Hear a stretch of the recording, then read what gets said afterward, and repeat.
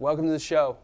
We're here with Coach Steve Pikiell, the man running Rutgers into the new era of Big Ten.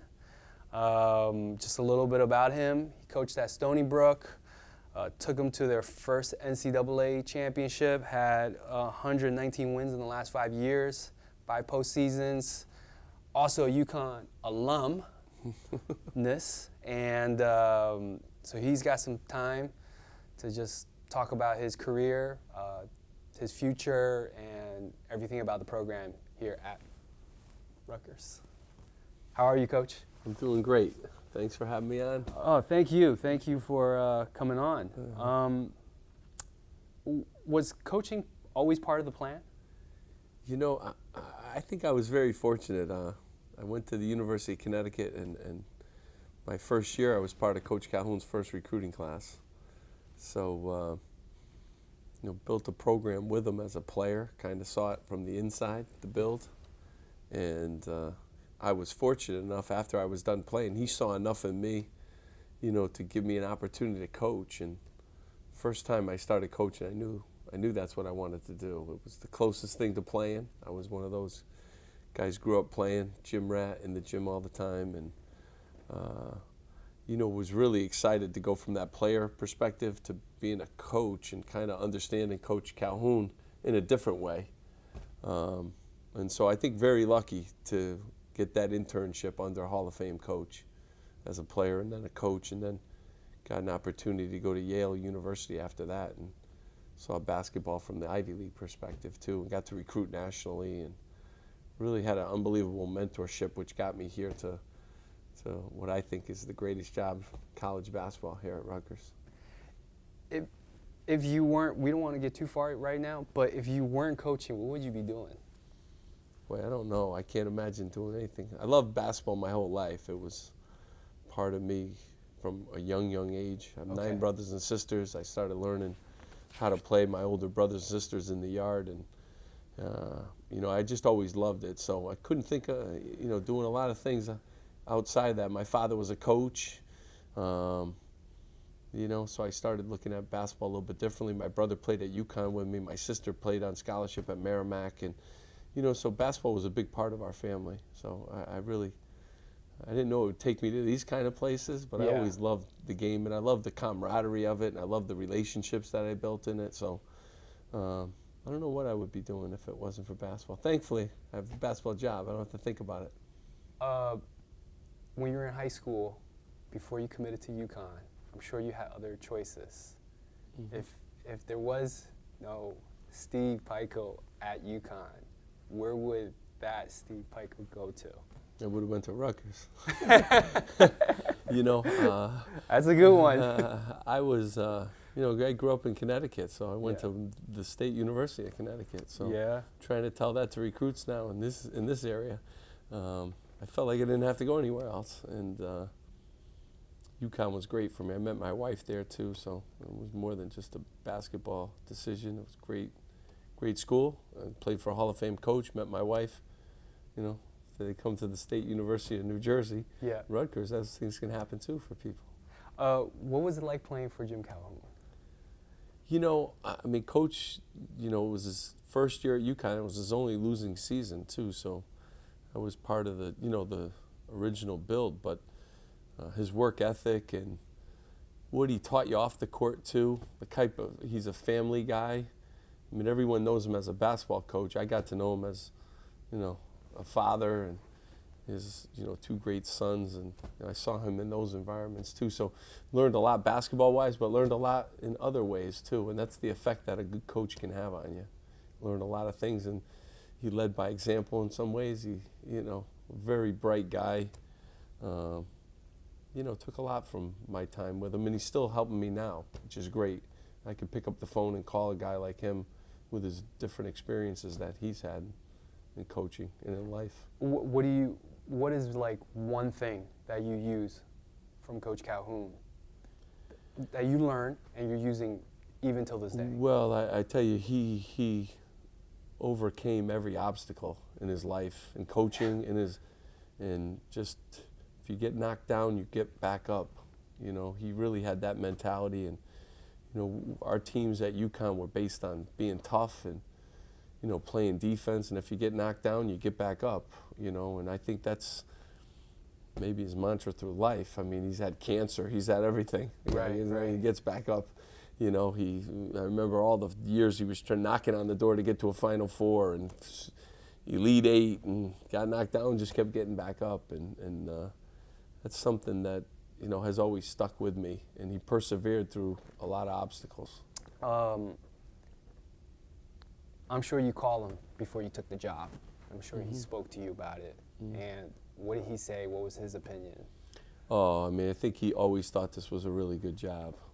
He loved playing here at the RAC. He said it was one of the most challenging environments that he's coached in. He sees the potential and sees the opportunity. I mean, he was really, really excited about this opportunity for me. And I had called him about other jobs in the past, and he wasn't as excited about those opportunities for me. He certainly was excited, about this, and when it presented itself, what the future could be here. And I've been very lucky. I've had a lot of great mentors. And, through my UConn days, Dave Lado was head coach at the ball. He was my coach. And Howie Dickerman was my coach, and I worked for him. And, Carl Hobbs is a UConn guy. And Glenn Miller, who's the assistant there now, he was my coach when I was there on the staff. So that UConn family has been Coach Calhoun was a big part of it, but there's other arms of that family that have been so supportive and great throughout all my coaching career. Someone wanted me to ask you a question. What's it like coaching at Wesleyan in the 90s? Yeah, I tell you what, great people at Wesleyan. I was a young coach. I was afforded an unbelievable opportunity to leave Yale and coach some great kids. I'm still friendly with those kids to this day. Built great relationships there. Really gave me a chance to really know what coaching was like 12 inches over on the seat. I had been an assistant up until that time. When you slide over those 12 inches, you're a head coach. It's a lot different. Moving pieces. Yeah, a lot different viewpoint of being a head coach. So gave me a quick snapshot of that at a great academic institution, recruited internationally and nationally too. It's a school that can do that. Some great memories of my time at Wesleyan, the people that I met. Fondest memory, besides the NCAA's birth, fondest memory at Stony Brook? You know what? A lot of great memories, but my first press conference when they believed in me and gave me an opportunity to be the head coach. That was a great memory. I think a lot of great players, a lot of great relationships were built there. To take a program that has never been to postseason at the Division I level, all the postseasons. Our first league championship when we beat Vermont in a packed Pritchard Gymnasium, a great memory. As people said, it couldn't be done, and we did it. But I have a lot of great memories. Hard to just pick out one. Again, a lot of great people, players of the year, conference tournaments, beating ranked teams, going from the worst APR to one of the best in the country. I mean, there's a lot of things that we accomplished there and did it with class and dignity, that I'll miss. A lot of good people that I'll miss, but really embracing this challenge here at Rutgers. New so I'm project. looking forward to that. Another new startup project. Absolutely. Jameel Warney, he's going through these NBA camps, workouts, etc. What is his legacy to Stony Brook, to you, and to the rest of the staff? I mean, as improved a player as I coached in 24 years, every single season got better. One of the most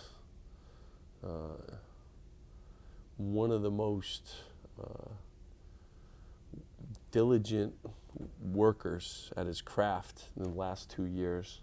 Really understood how to work to get better, to improve film and his practice habits. Really grew. I was most proud of the growth from freshman year to senior year, both on and off the court, that a player could do. Really proud of him. And a better person than a basketball player. And 3-time player of the year in the league, 2-time Defensive Player of the Year, and could get drafted. Better person than basketball player. And when he left Roselle Catholic and came to Stony Brook, what was his, like, did he imagine himself getting this type of opportunity? You know, I don't know if he quite imagined himself. I always had a vision for him. And my first day of recruiting, I said, you got to put banners up. You know, like that's what you're going to do here for Stony Brook University. I believed in his talent, and I believed in the kind of kid he was. I'm not quite sure he believed in himself at that time, the way that my staff did. But, you know, if you vision it, you can accomplish it. And he had a vision of it. We had a vision of it. And what he's accomplished there is unbelievable. He's the greatest player ever to play there, and arguably maybe the greatest player ever to play in that league. You know, unbelievable. And today is graduation day for him, so we envisioned that too, and that's a proud day for him and his family. So, you know, really excited about him. And again, basketball, I think his best basketball's ahead of him too. He's very young in age, and he's young in his basketball too. So I think better days are ahead for him. The story for him hasn't ended yet. Rutgers, taking this job has very similarity to when you took over Stony Brook, with the records, a lot of change and everything, and definitely totally different ponds too. We talked about it, 119 wins, 5 postseasons. They've gone 132 wins and 0 postseasons in the last 11 years. A lot of changes beyond that too, on the court, off the court, everything. I just want to go a little deeper into why you took that job, this job right here. You know, I always invest in people, and first and foremost, the people here are unbelievable. I mean, Pat Hobbs, our athletic director, is as good an AD as I've been around. I've worked for 8 different athletic directors in my career. He does a tremendous job. All the people that I met here got me excited. So people are what make jobs. It's a great university. It's like Stony Brook academically. Rutgers is one of the best public universities in the country. Yeah. It continues to get better and better. So that excited me. Obviously, you know, you don't get in a better conference than this. I mean, playing in a conference which is the best academic and basketball conference, I believe, in the country. Hall of Fame coaches on the sidelines, Michigan State and John Beilein in Michigan, and just Tom Crean at Indiana. I mean, just the opportunity to coach against some of the best coaches and recruit some of the best players. So I had always looked at this job, you know, from afar, and great state of New Jersey with all the great basketball coaches and high school programs, close to New York, close to Connecticut, close to, you know, a lot of recruiting base, Philadelphia, some of the best, you know, players in the country. So always looked at it from afar, was always excited about it. And then when I got a chance to meet the people that were involved with it, reminded me a lot of the UConn days or the Stony Brook days, where just good people build programs, and a lot of good people here with some great things to sell. Almost 2 months, I think. Right. Almost 2 months. You've been on a sprint. It's been a sprint. It's like a sprinting marathon. What are your short-term goals, long-term goals? Obviously, winning, whatever. What must be addressed right now? You know, a lot of different things that need to be addressed, and I'm excited about the players on the current roster. We have some really good kids. Looking forward to developing them, to make them better. Also looking forward to, you know, adding to our roster, always a new thing. Getting out, seeing as many young players as we can. Getting out and meeting all of our great alum, former players. There's been such an outreach in a short period of time from former players and former coaches here. We have some, you know, great tradition with our program. So assembling the staff was one of the most important things you could do. And so in our first 57 days, we've been able to assemble what I think is just a terrific staff. Carl Hobbs from University of Connecticut. Nobody leaves Connecticut for any reason. Right. We were able to get him to come down here and join our staff. He brings a wealth of experience. He's been the Atlantic 10 Coach of the Year. He's coached a lot of pros, NBA pros.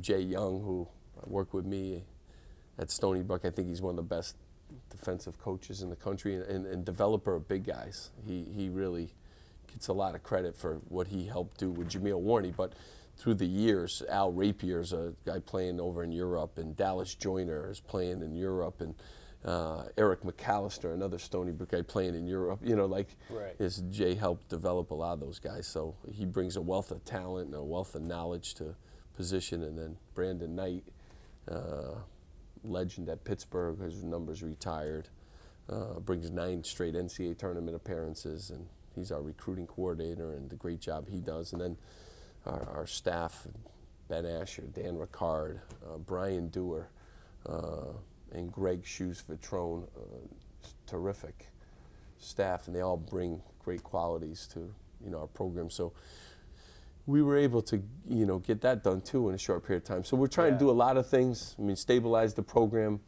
change the culture a little bit, get guys in the gym, making sure they know where it's the staff that's going to develop them and make them better.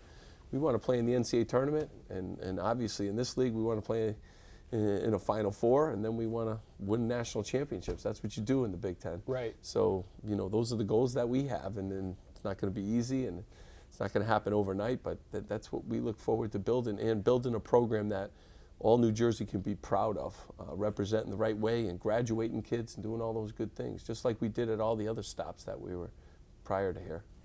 A lot of buzz, and as far as facility goes, second year in the Big Ten for Rutgers, great conference, amazing academic conference. Facility is huge in terms of recruiting and in terms of going forward into the future.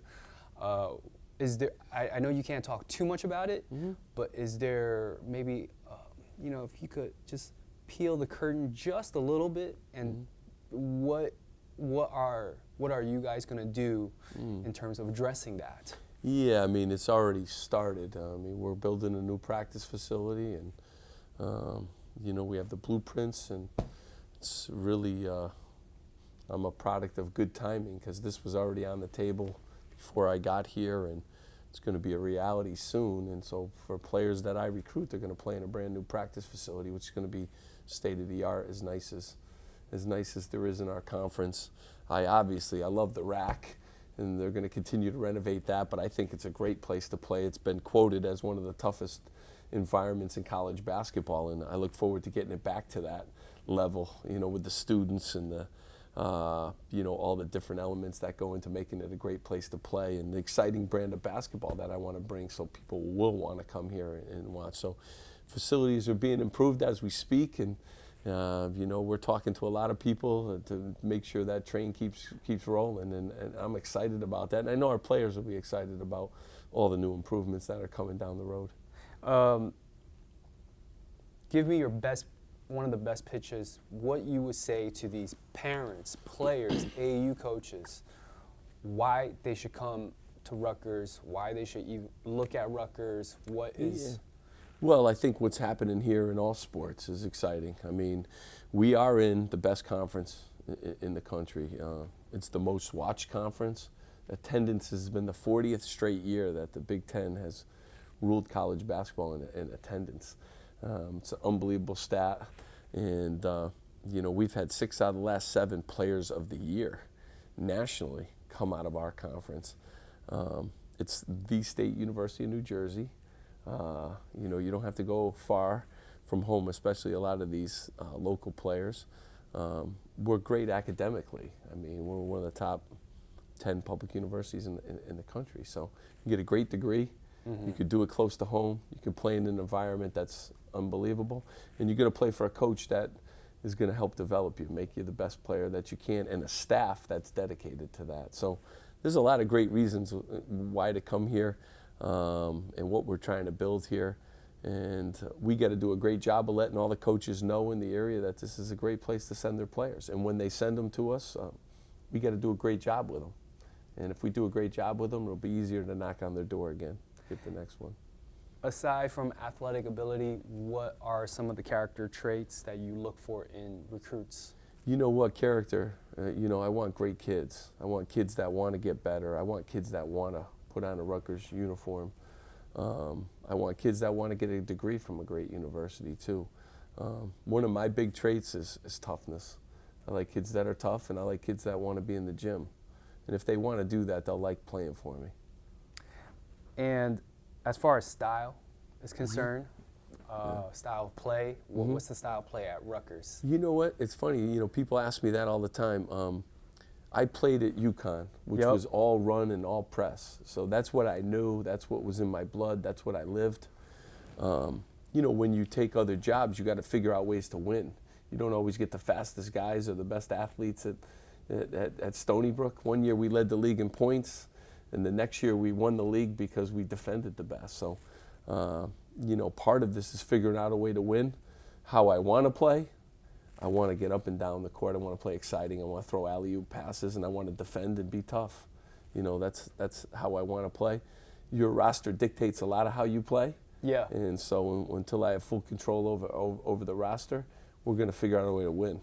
You know, and that's going to be the way we play early on here. But I want to run, and I want to press, and I want my guys to have a lot of freedom on the offensive end. But we play tough, gritty defense on the defensive end.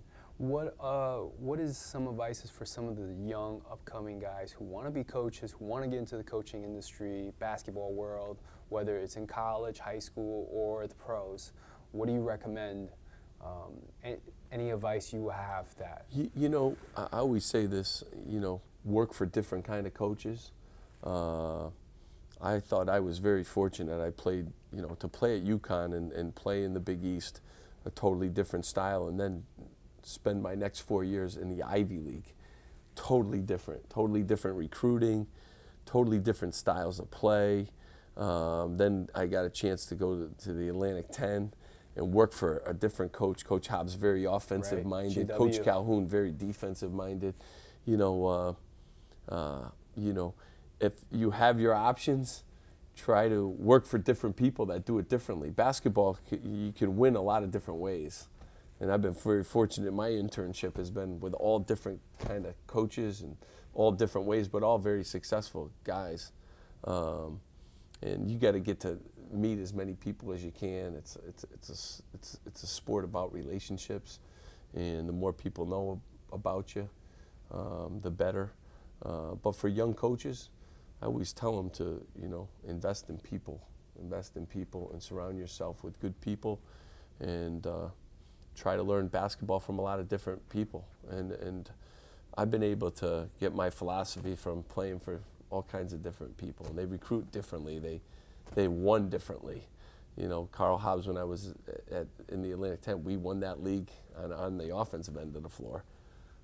Jim Calhoun won the league on defense and rebounded. So it's been a great internship for me, and I challenge younger coaches to get outside their comfort levels, go play for different coaches, go watch different coaches practice, you know, learn as much as you can, meet as many different people as you can, and somewhere down the road you get opportunities like this. It seems, in terms of watching practice and learning things, you got some events going on this summer. I'm told there's some camps going on.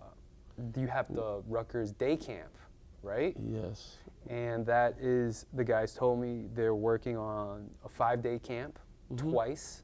Yep. On this, currently it's tentative, it's June 27th, 9 to 3, and then it's August 1st. Yes.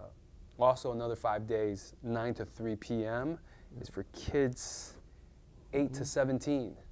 Correct. So that's going to be pretty exciting, right? I think, you know, just having camp, and our players get a chance to work it too, and my staff gets to interact with, you know, all the young kids and start developing their basketball games, I think is important. We're also doing a team camp. So right. We want to get, you know, the teams, you know, in to watch us work in action and get a chance to see great facilities and interact with our new staff and all those kind of things. So we're really trying to get out in the community, and camp is a big part of that. And also you want to invite kids onto your campus to see what a great environment this is and see what a great university it is. So we try to use camp as much as we can, and I think through the years it'll grow and grow. You know, we've had to put this together in only 50 on days. the fly. So it's a little bit more challenging in its first year, but it will do a great job this year, and we'll double in size and double our team camp within a year. I'm very, very confident. The team camp, I have the info. It's also tentative, but it's June 25th. It's a Saturday. It's high school teams. They all get to play 4 games. And so if you are in the New Jersey high school, you can come on by and get a great camp and get a great camp experience. And my whole staff will be there, and we do a really good job with it. So it'll be great, and it'll be great for us to see some of the, good young prospects. Right. Definitely. Coach, where can people follow you on the social media scene if they want to hit you up? I don't know. I'm sure you don't have all the time in the world, but do you have a Twitter? I do have, Twitter at Coach Pikiell on Twitter, and we have Rutgers men's basketball too, so you can follow us in those different social medias. And the great part of Rutgers, a lot of people are interested, so I've jumped up a lot in my followers, and I look forward to continue to tweeting positive things and the great things that we have going on here with Rutgers men's basketball. I'm Woo, Coach Pikiell. Thank you so much. Thank you. All right. Thank you for coming. I appreciate it. Look forward to you following us.